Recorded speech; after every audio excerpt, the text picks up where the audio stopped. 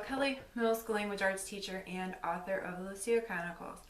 This video is going to be a little bit different. This is my first video that I'm recording since my spinal fusion at the beginning of March. So it is officially 1 month since I've had my spinal fusion from T2 to L2. So I have 26 screws and 2 rods in my back due to Schuman's disease, which I don't have any videos on Schuman's disease, but I do have a section on my website, www.jenniferlkelly.com, if you're interested in learning what Schuman's disease is exactly and why I decided to go ahead and have a spinal fusion. So overall, this video is a few updates, so it's updates in Writerland, but I also wanted to do a top 10 things that they don't tell you before you have a spinal fusion. If I sound a little breathy or winded, I'm still weaning off of the pain medication, and one of the side effects is shortness of breath and slowed heartbeat. So if I seem a little winded, that's the reason why. So some updates. First, I decided to participate in Camp NaNoWriMo. I really wanted to get back to normal as soon as possible. I kind of lost a week of time somewhere around St. Patrick's Day. I was in the hospital for 5 days, and then I was kind of out of it for another week after that. And then around Easter, I felt really a lot more like myself. So I wanted to get back into things as soon as possible. So I only signed up to do 500 words a day. But yesterday I wrote 1,600 for some reason. I was feeling really like in the zone. So I'm a little around 41,000 words, and this is my magical realism story that I started in my hashtag February is for Writers writing challenge. So I'm trying to finish it by using Camp NaNoWriMo as a starting point. But I made a low goal for myself, only 15,000 words, just so that I could get back into the habit of writing again. So that's my first update. The second update is I created a beginner writer course. I'm in the process of deciding on which platform to upload it to, but that is something that I've been working on for a while. It'll consist of video instruction, PDF file, kind of worksheet style components as well, and slideshows. So that will either launch at the end of this month or at the beginning of next month. So stay tuned on a course launch video. And the third thing that I've been working on is an adult coloring book, and it is an A to Z of inspirational words because I'm really into however your mind is what your reality reflects back to you. So stay tuned on that. I think it will be launching at the end of the month, and I'll probably do a how-to video based on my own experience, because I kind of researched it, but I have kind of been paving my own way on how to do it. So stay tuned for a launch video and a how-to video on that as well. Oh, and the fourth thing, you may have noticed my shirt, it says Skim Scheme Scribble. On the back it's got my website. I found this great website called Customized Grow where you can create your own storefront. So I have everything from t-shirts to hoodies, mugs, magnets, mouse pads, an iPad cover, a tote bag. I don't know if I said that already. And there's all different kind of styles in there, so you might want to check that out. And part of Customized Girl's philosophy is that you can also further customize it. So if you wanted to add your name or something like that to one of the items or change the color, you can. Check out Retail Me Not for discount codes. I even found a discount code for when I ordered my own Skim Scheme Scribble hoodie. It's very nice quality, I will say. It's comfy. It reminds me of lookhuman.com. I ordered a Bad Wolf hoodie, which is a thing from Doctor Who. It's kind of similar quality to that. Like it's soft, and it's kind of more of a lightweight, medium weight hoodie, but it's not stiff and it's not too heavy. It's really great, actually. I really like it. So check out that. You can go on my website, and on my website there is a merchandise tab now. You'll also know that there's a subscription tab on my website as well if you're interested in receiving my monthly newsletter. So enough about Writerland and the updates. So if you're not interested in this part of the video, thanks for watching so far. But this is my top 10 things that they don't tell you before you have a spinal fusion. The first thing, and these are in no particular order, but the first thing they don't tell you is that everything is gonna hurt. It hurts to cough, it hurts to laugh, it hurts to blow your nose.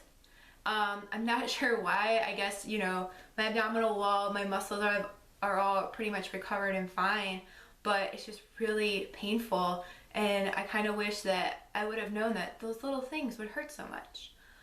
The second thing is that you're gonna get winded. I've gotten winded walking down the driveway, rearranging pillows behind myself. I've gotten winded. However, now I know that part of that is due to the pain medication. So I don't know if that's fair to say that it's something they should have told me before I had the spinal fusion.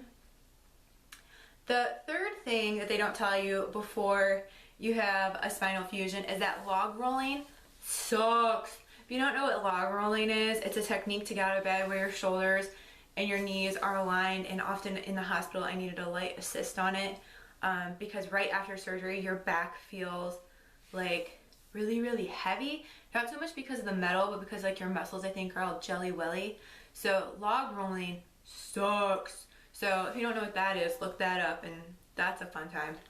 The fourth thing that they don't tell you before you have a spinal fusion is they'll prescribe you some like laxatives, because after surgery the process and the pain meds and all the other meds that you are on you know, make you constipated or whatever. But ACV, apple cider vinegar, best laxative ever. So if you're ever in that kind of situation, or just in your general life in that situation, 1-to-1 ratio of apple cider vinegar and honey, squeeze a lemon, hot water or cold. My friend recommended cold, and it's actually kind of more refreshing.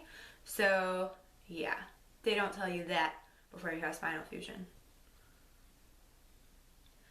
The fifth thing that they don't tell you before you have a spinal fusion is that you are going to sit up that night, and it sucks really bad. After my surgery I had a night nurse, who had me sit up and do what they call a dangle, where you sit up, and I had to dangle my feet over the side of the bed. I knew I was going to be getting up and trying to walk the next day.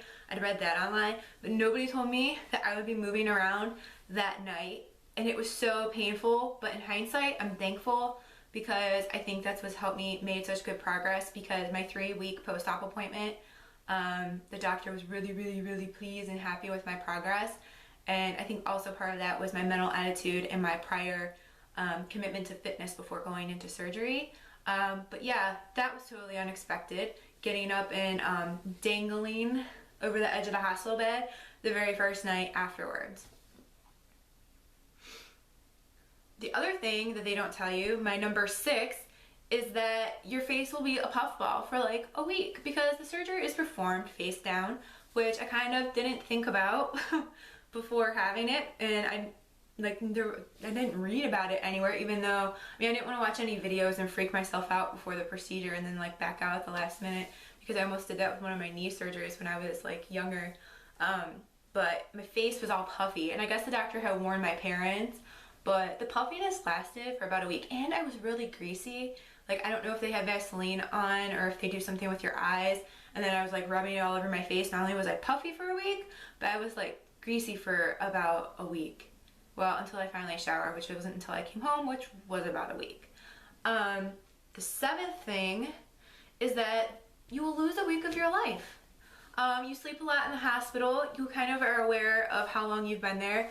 You go home, and then all of a sudden you're just sleeping constantly. It's almost like you're comatose, and you're on a lot of pain meds, and then gradually your different medications start to wear off, and then before you know it, a week has gone by and you don't know what happened. So beware that if you have major surgery or a spinal fusion, that you may lose a week of your life, and hopefully it's not an important one. The 8th thing that they don't tell you is that you're going to walk at about 2 miles per hour. It's encouraged that I go on daily walks. If I can't, I do have permission to do the elliptical.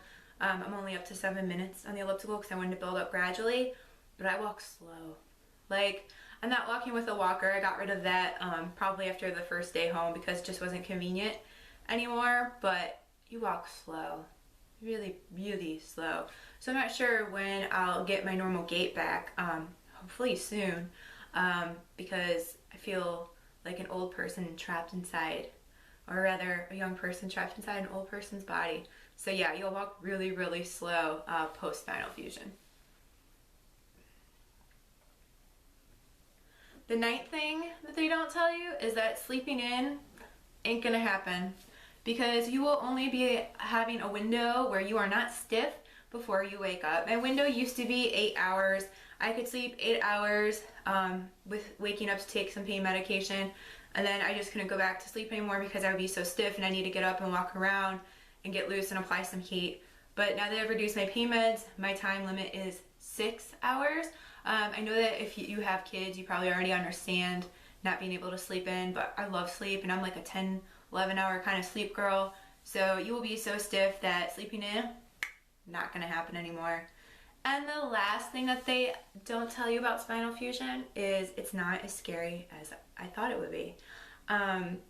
Maybe part of it is like not remembering some things due to medications. And like I said, losing that week of my life, but I feel like I made so much progress and I didn't get as much of an improvement as I hoped I would because of my age.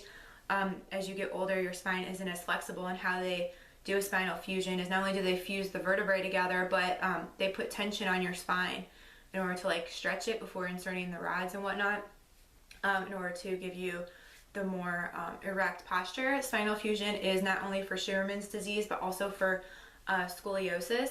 And I did a lot of research, and I tried to make myself super well informed. And I was really, really confident until I had to sign the paper when they start like hooking up all your meds and everything. And the doctor came in and I had to sign the paper, signing your life away kind of literally. But in hindsight, like I don't ever want to do it again, but it's not as scary as I thought it would be. So hopefully you found this list interesting, whether or not you care about spinal fusion or the fact that I had surgery or about spinal deformities, but it's part of my reality, and I want to share things with you that are about me and my actual personality. So hopefully you enjoyed the updates in Writerland and the top 10 things they don't tell you about a spinal fusion before you have one. In the meanwhile, happy reading and happy writing.